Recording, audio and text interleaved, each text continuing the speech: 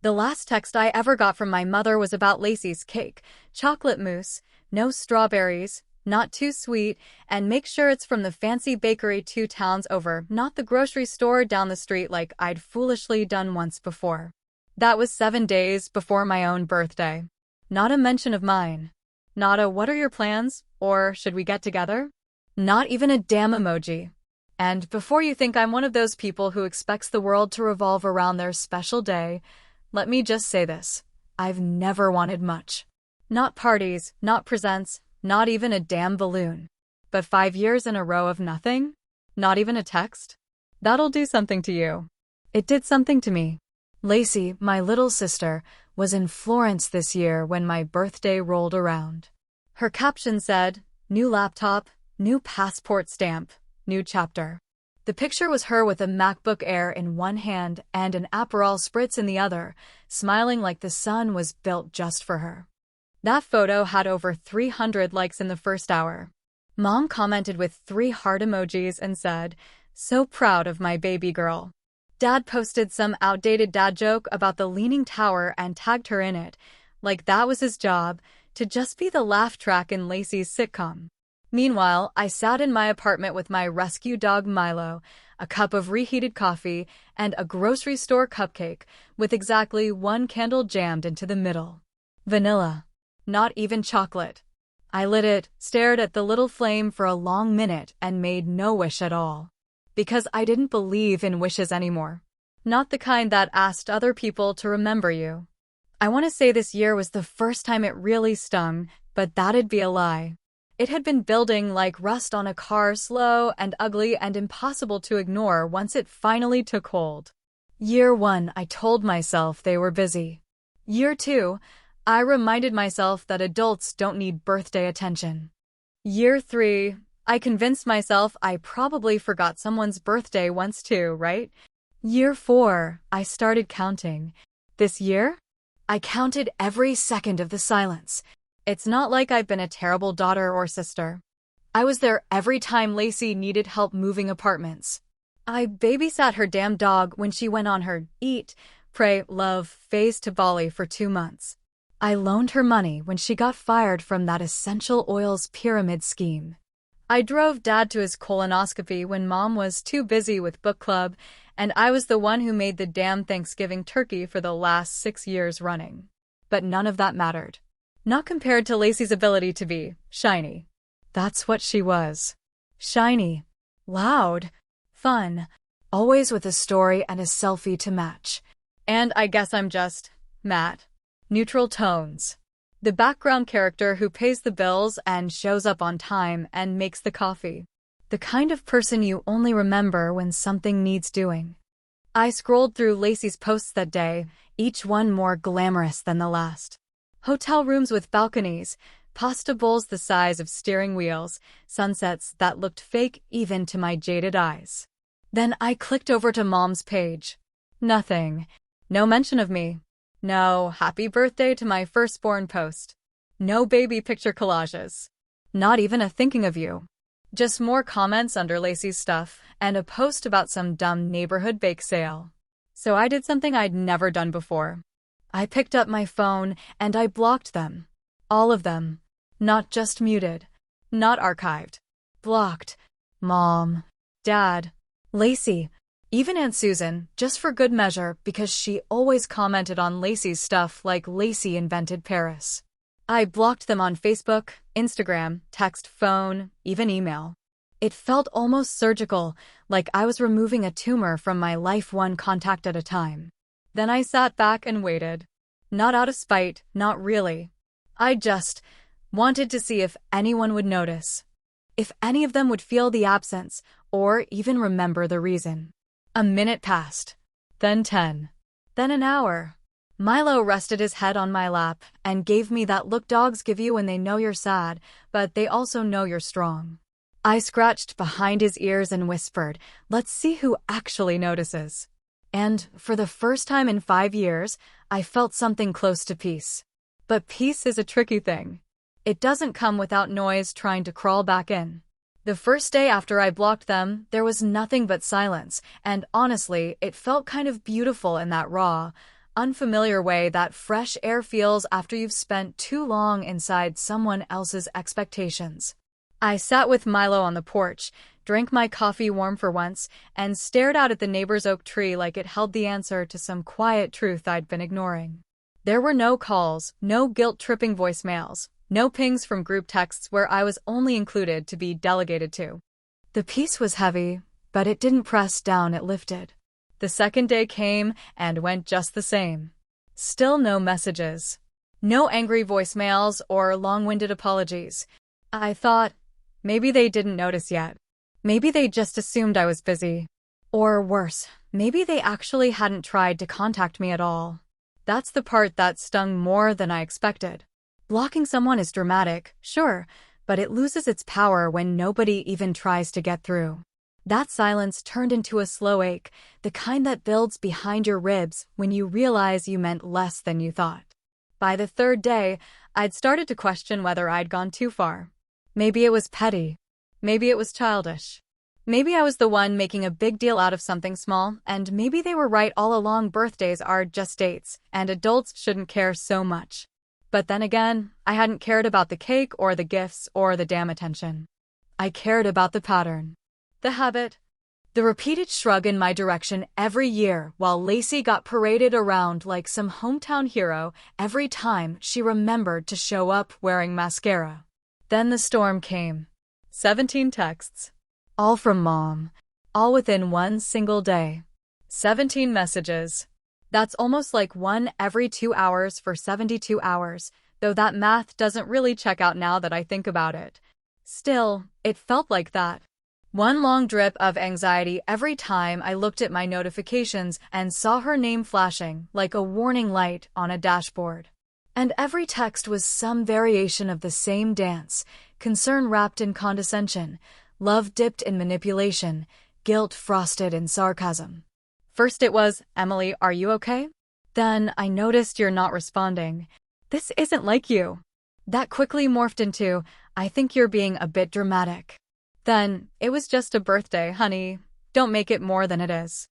My favorite came around text number 11, where she said, "You know your sister is very sensitive, and she's hurt that you've disappeared like this." As if Lacey was the victim. As if my silence was more offensive than their neglect. I didn't reply. Not once. I read them all one by one, then closed my phone and set it face down on the kitchen table. Milo gave me that look again, the one that said, "You're doing something different this time, aren't you?" And I nodded because, yes, I was. For once, I wasn't swallowing it down. I wasn't playing the quiet martyr or sending a polite thanks for the flowers when none had come. But then, as if things couldn't twist the knife any deeper, I opened Instagram and saw the newest post from Lacey. She was smiling again, but not just that. The picture was of her, in some rooftop bar, laughing like she had just heard the world's funniest joke. Sitting next to her, with one arm around her shoulder and the other hand on her thigh, was Jake. My ex. The one I dated for almost 2 years, the one who used to call Lacey the loud one, the one who swore he couldn't stand my family's drama. And there he was, wrapped up in it like a gift box. The caption read, "Sometimes life brings people together when you least expect it." I stared at that photo until the screen blurred. I didn't cry. Not because I wasn't hurt, I was. But the kind of pain that picture brought wasn't fresh enough to bring tears. It was stale, like bread that's been left out too long. I felt something colder than anger, something harder than jealousy. I felt clarity, and maybe a little satisfaction that I'd already blocked her before I even saw it. Still, something about that image stirred something deeper than I was ready for. I thought I'd mourned the relationship with Jake, but seeing him sitting beside her, smiling the way he never quite did with me, unraveled a few threads I thought were tied off. And worse, I could almost hear Lacey's voice, saying how it just happened, how they reconnected at some family thing I wasn't invited to. My absence had become their convenience. That night, I went to bed later than usual, a slow burn crawling up my spine like the body doesn't quite know how to contain betrayal. I didn't dream. I barely slept. Around 3 in the morning, I got up and walked into the kitchen for water, hoping the silence would cool whatever heat was building behind my ribs. That's when I saw it, a notification from a name I hadn't seen in years. Mark Bennett. My father. A private message. I froze. Because Dad doesn't send messages.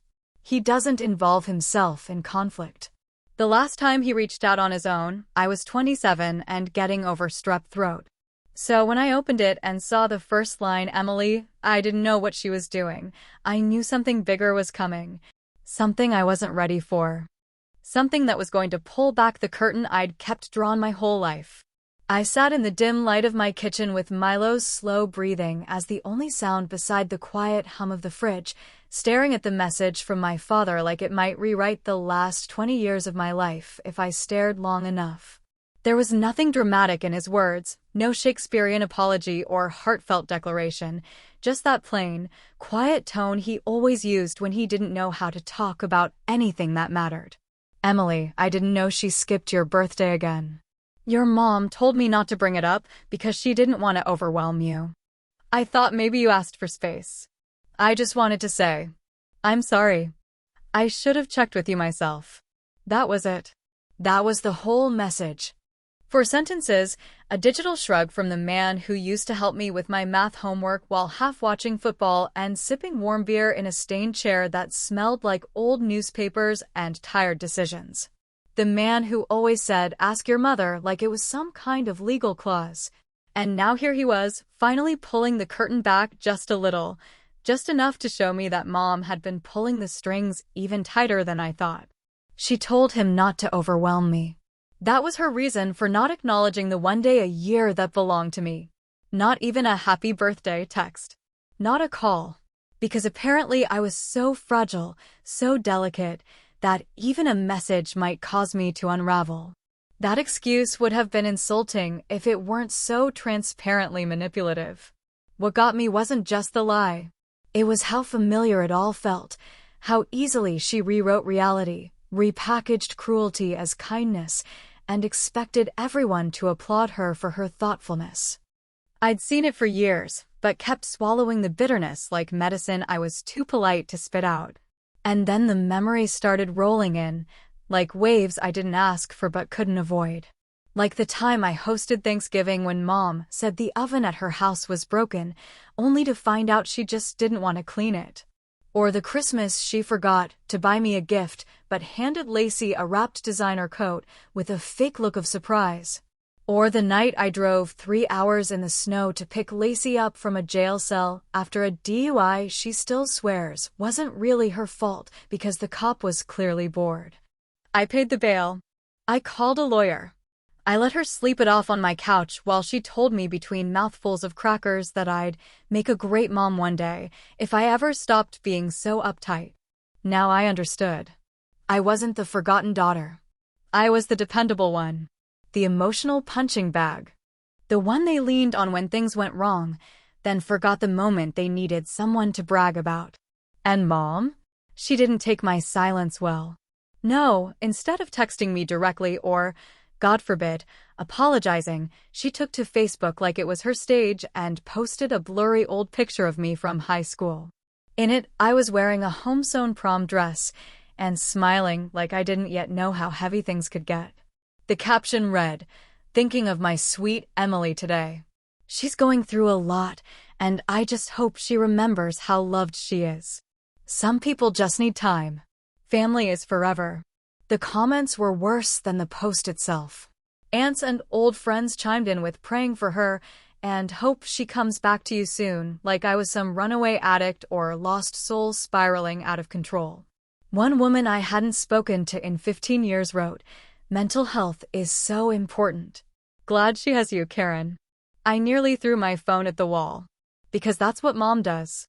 When she loses control of the private narrative, she takes it public.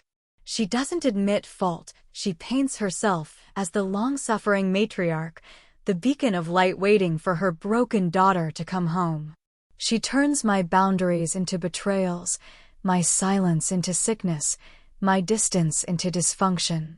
And she knows exactly what she's doing. That night, I went digging through the boxes in the back of my closet, the ones I hadn't touched in years. I found my old journals, dusty with neglect and bound with rubber bands that had dried and snapped with time. I opened the pages like I was peering into someone else's mind, someone I used to be before I learned to smile politely through birthday candles I didn't light. There were entries from every age, every season of my life, and they all carried the same theme, trying to make sense of the imbalance. Me at 12, wondering why mom grounded me for talking back but gave Lacey a pass for screaming. Me at 17, writing about the college tour they canceled because Lacey had cheer practice. Me at 21, noting how they forgot to call on my graduation day but made a road trip out of hers. It wasn't just in my head. I hadn't made it up. I wasn't crazy or dramatic or fragile or going through something. I was remembering. And it all came crashing down like rotten ceiling tiles I'd been too scared to replace. That's when I opened Facebook. Not to comment. Not to clap back. Just one post. No picture. No hashtags. Just one sentence. Sometimes family is just a wound you keep bleeding into. And then I logged off. Because sometimes, the only way to win is to stop playing the game. The morning after I posted that single, scathing sentence on Facebook, no hashtags, no frills, no smiley face softeners, I deleted the app from my phone, then my tablet, and finally logged out completely on my laptop, like peeling off a toxic layer of skin that had grown too comfortable to question. For the first time in years, I didn't feel like I owed anyone an explanation.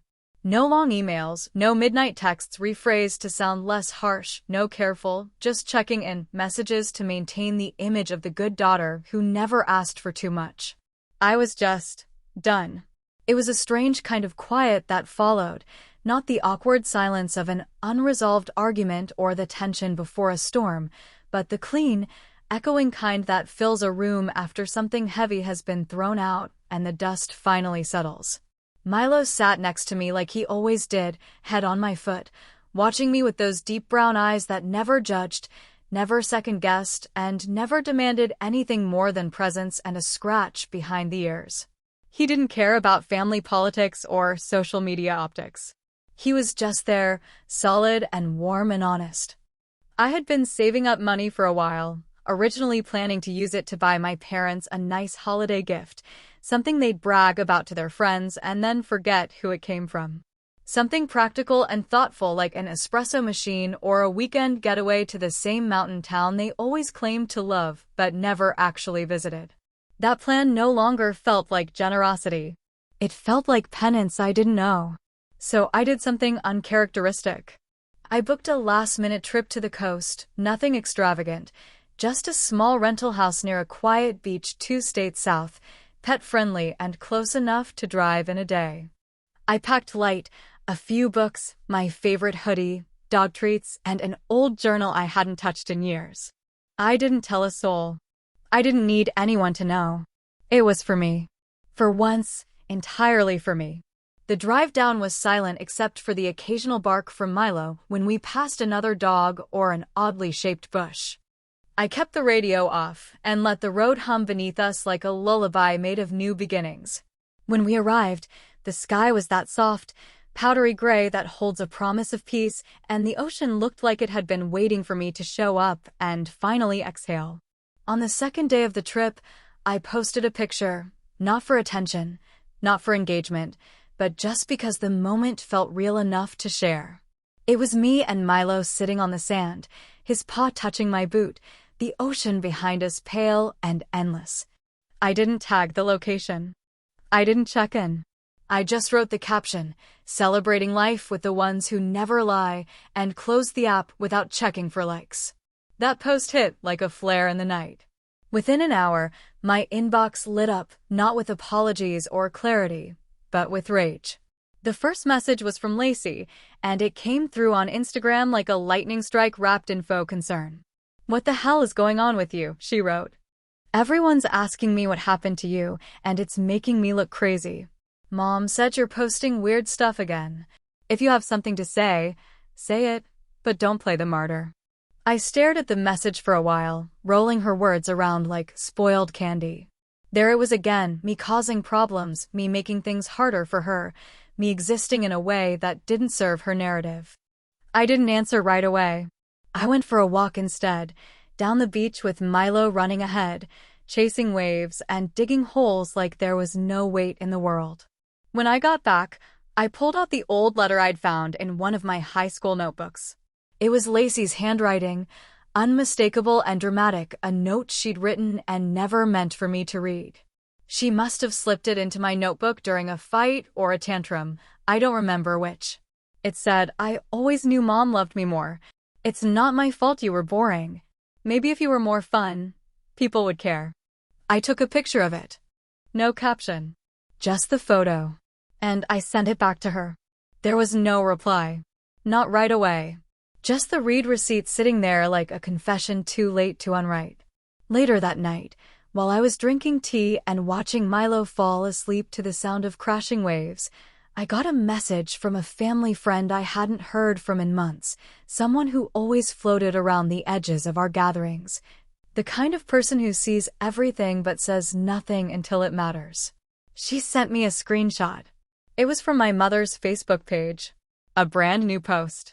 2 weeks after my actual birthday. A photo of me as a child, wearing a paper crown, holding a lopsided cake I probably made myself. The caption read, "Happy birthday to our Emily. We love you so much. Hope you're off doing something beautiful. Family is always here when you're ready to come back." 2 weeks late. Too polished. Too public. Too late. I didn't cry. I didn't call. I just turned off my phone and whispered to Milo, "Guess it's easier to celebrate someone who isn't in the room." And Milo, true to form, just breathed deeper and stayed. It was a Tuesday morning when I saw the notification, a tag from my cousin Brooke, someone I hadn't spoken to in almost a year, but who still followed me online like a polite ghost of childhood sleepovers and shared summer camp secrets. I didn't recognize the picture at first, just a dimly lit restaurant with a long table full of familiar faces, that same smug backdrop of curated family togetherness that made my stomach churn more than any argument ever could. But then I looked closer, zoomed in, read the caption twice. "Surprise birthday dinner for our M. She couldn't make it, but we celebrated anyway. Family always shows up. She couldn't make it. She couldn't make it." The lie was so blatant, so precise in its cowardice that I almost laughed. I hadn't been invited, not even a whisper, not a hint. They planned a surprise birthday party for me without me. And when I didn't appear, as they obviously knew I wouldn't, they posted it like I had flaked, like I had ignored their kindness, like I had chosen absence over their open arms. The manipulation of it was surgical. A surgical strike against my sanity if I let it be. The picture was full of people I knew. Mom and Dad were there, sitting close together, smiling like they hadn't just gaslit me publicly and privately for the better part of a month. Lacey was front and center, of course, glass of wine in one hand, the other resting on the arm of the man beside her, Jake. My Jake. Well, hers now. He looked like he belonged there, like he had been absorbed into the family with no protest, no questions, just that same sleepy smile he wore when he let things happen rather than made them happen. There was even a video clip further down in the post, and I shouldn't have clicked it, but I did. I always do. It was Mom, standing with a glass of champagne raised, making a toast to forgiveness and second chances and not letting a little miscommunication tear families apart. Lacey clapped first, loud and proud, like a cheerleader for revisionist history, and then the rest followed suit, a soft wave of polite applause washing over the table like a cleansing prayer. They all looked so pleased with themselves, so satisfied, as if they had healed something that wasn't even bruised but severed. I didn't comment. I didn't like the post. I didn't text Brooke to ask what the hell she was thinking tagging me in that circus of hypocrisy. I just sat there in my kitchen, back in Ohio, far from the sunlit smiles and faux forgiveness toasts, and felt nothing. No rage. No grief. Just the kind of detachment that takes years to earn and comes only after you've run out of other responses. That night, I designed Christmas cards. Old school, Printed, glossy paper cards with snowflakes and a quote about peace I found on a tea bag that felt more real than anything my mother had ever said to me. I made a list of everyone who had ever made me feel safe, my friends, my coworkers, even the girl at the vet clinic who always remembered Milo's name. I left every family member off the list. Not out of spite, out of accuracy. They weren't family anymore. Not in the way that matters. I mailed them all with time to spare for the holidays. Each card signed in blue ink, simple and honest. Wishing you warmth, truth, and real connection this year. Love, Emily and Milo. That was it. That was my revenge, not loud, not cruel, not viral. Just silent and clean, like a door that shuts and doesn't reopen. On the evening of what would have been the real birthday dinner, if anyone had ever bothered to ask me what I wanted, I sat in my kitchen with the lights low and one tiny cupcake on a chipped plate in front of me. Vanilla.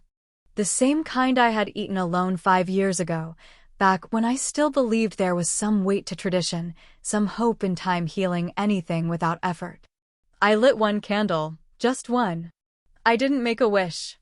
I didn't even close my eyes. I stared at the flame for a while, let it sway with the air from the heater, let it remind me how delicate light is and how quickly it can vanish if no one protects it. 5 years, huh? I whispered, not to Milo, not to anyone, just to the room, to the ghosts of expectations, to the versions of myself who had waited too long to be seen. And then I blew it out. The smoke rose in a soft curl toward the ceiling and disappeared into the dim. I didn't feel sad. I didn't feel victorious. I felt free. Sometimes, walking away isn't revenge. It's rescue.